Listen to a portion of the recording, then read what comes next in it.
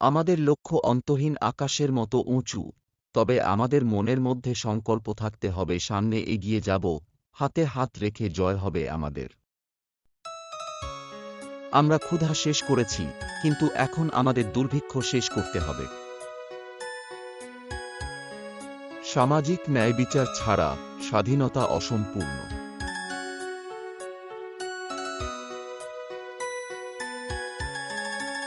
কোনো বন্দুক নয়, শুধুমাত্র ভ্রাতৃত্বই আমাদের সমস্যার সমাধান করতে পারে।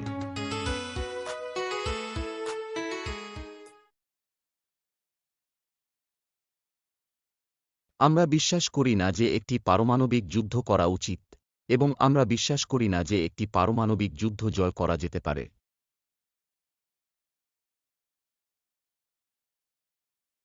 আমরা যুদ্ধে আমাদের মূল্যবান সম্পদ অপ্রয়োজনীয়ভাবে নষ্ট করছি। যদি আমাদের যুদ্ধ করতেই হয়, তবে তা করতে হবে বেকারত্ব, রোগ, দারিদ্র্য এবং পশ্চাৎপদতার জন্য।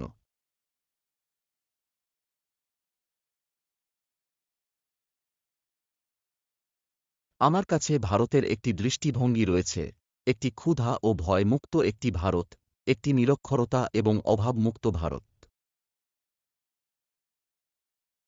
কেউ এটাকে কাজে লাগাবে এই ভয়ে সত্যকে আড়াল করা যায় না।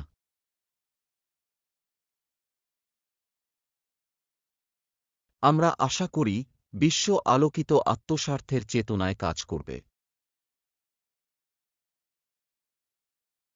আমি কখনো বিশ্বাসঘাতক ছিলাম না, আমি একজন তথ্যদাতা নই, আমি কখনো আমার জাতির সাথে বিশ্বাসঘাতকতা করিনি।